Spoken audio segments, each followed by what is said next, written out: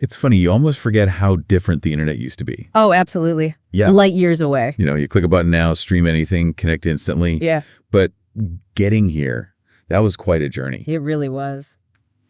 So in this deep dive, we wanted to unpack that evolution. From the really early web, that sort of digital library feel. Right. All the way to, well, the metaverse and whatever might be next. Yeah, looking ahead too. Our mission basically is to pull out the key shifts, figure out why they happened, and just get a better handle on where it's all going without hopefully getting bogged down in jargon. Exactly. It's a story of, constant change. And seeing that path helps understand today and maybe helps you see what the future could hold. Okay, let's do it. Starting at the beginning, Web 1.0. We're talking, what, the 90s? Yep, the 1990s, often called the read-only web. Read-only. So what was that actually like? What was the experience? Imagine the internet mostly as like online brochures, static pages. You could view content someone else made, but that was pretty much it. Very little interaction, not much multimedia. Most people were just consumers of info, not creators. Digital brochures. Yeah. Yeah, that's a good image. And the sources we looked at had some classic examples. Yahoo, Directory. That wasn't like Google, was it? Not at all. Yeah. Yahoo. Directory was literally a list of websites curated by humans, organized by topic. Wow, humans doing that. Yeah, a very manual way to find things. And you'd use browsers like Netscape Navigator to view those pages. Right, Netscape. Remember that? Or think Britannica Online, a digital encyclopedia. It was all about accessing information that was already put there.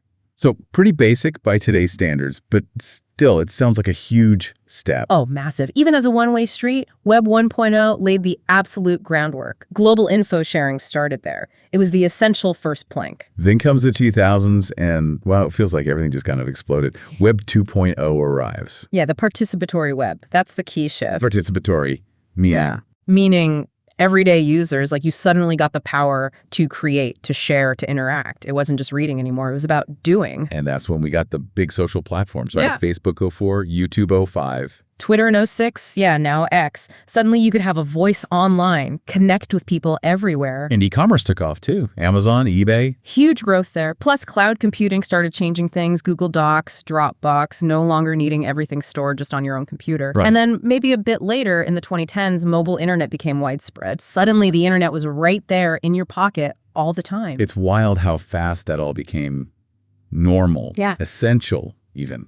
The numbers are just staggering. Facebook heading towards, what, 3 billion users? Billions, yeah. And YouTube, something like 500 hours of video uploaded every single minute. Every minute. It's almost impossible to comprehend. And you look at Twitter X, its impact on news, politics, activism, massive. So how did all that work together? User content, communication? Well, you had users generating content, real-time chat, and these things called APIs. APIs, right? Yeah. They let different apps talk to each other. Exactly, like digital messengers. That's what allowed these huge ecosystems of apps to build up around the big platforms. And crucially, the business model shifted heavily towards advertising. And it wasn't just tech, it changed culture. Yeah. Influencers popped up, things went viral. Social movements too, like #MeToo or the Arab Spring, really leveraged these platforms. Yeah. Web 2.0 fundamentally altered how we interact, get information, even organize. Okay, so that leads us towards Web 3.0. The sources seem to frame this as a reaction almost, a move towards something more democratic, more intelligent,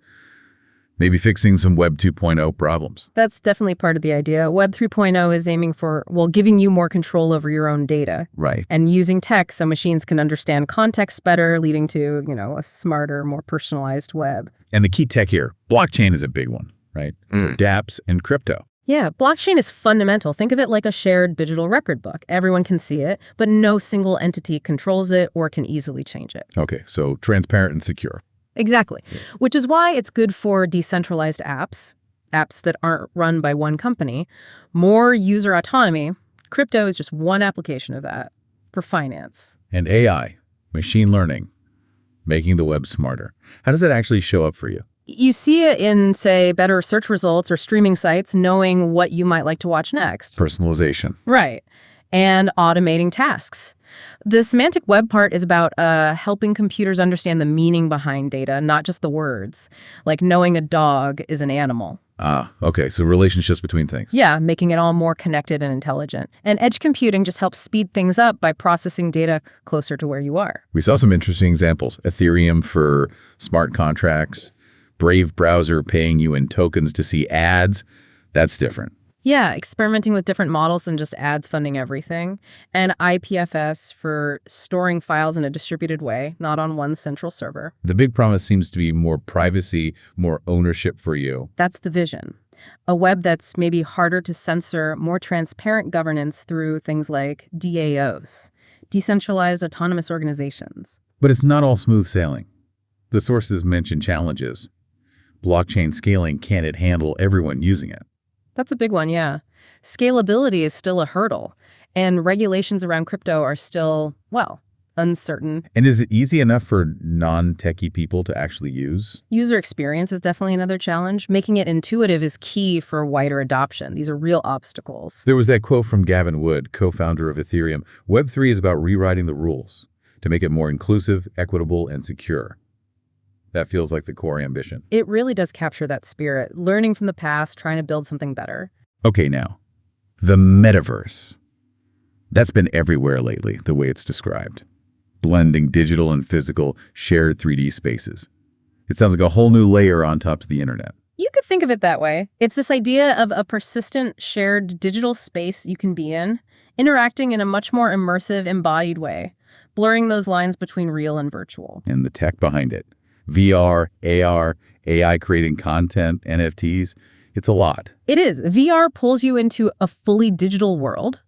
AR overlays digital stuff onto your view of the real world. Right. AI helps build these worlds, create avatars, and NFTs offer a way to own unique digital things in these spaces, creating economies. We've seen huge investment, obviously Meta, but also places like Roblox, Fortnite, or their early metaverses. You could say they have metaverse-like qualities. They're persistent social spaces with economies. Then you have things like Apple Vision Pro, focusing more on spatial computing. Spatial computing, integrating digital things into your physical space more seamlessly.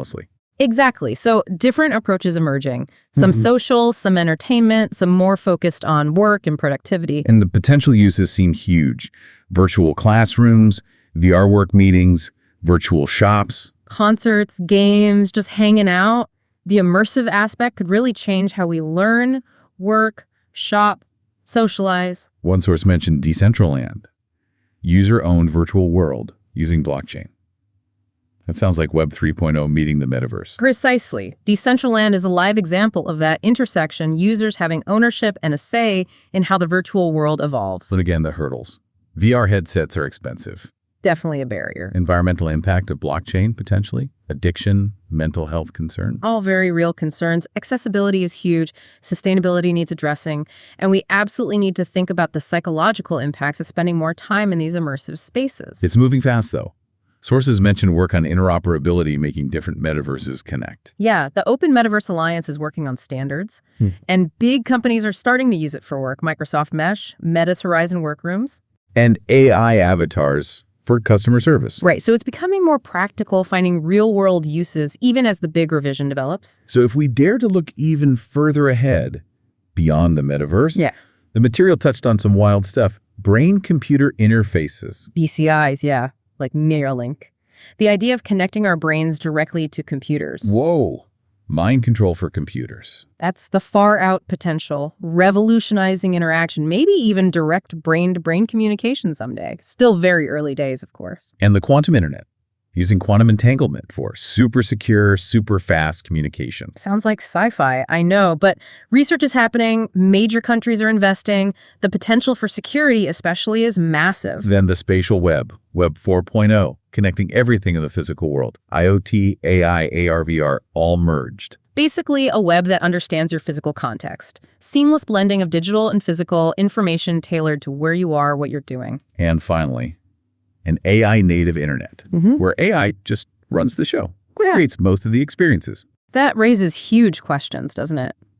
About work, creativity, the role of humans. It really does. This whole journey, from static pages to potentially AI-run worlds, It brings up some fundamental questions, like who's actually in control of where this all goes? And how do we make sure it benefits everyone, equitably? Yeah, those are the big ones we need to grapple with. Crucial considerations for all of us, really. So looking back, we've gone from read-only web pages to, well, user-generated everything, decentralization attempts, immersive world. It's just completely transformed how we interact with tech and each other. Totally. Each step built on the last, weaving the digital deeper and deeper into our everyday lives.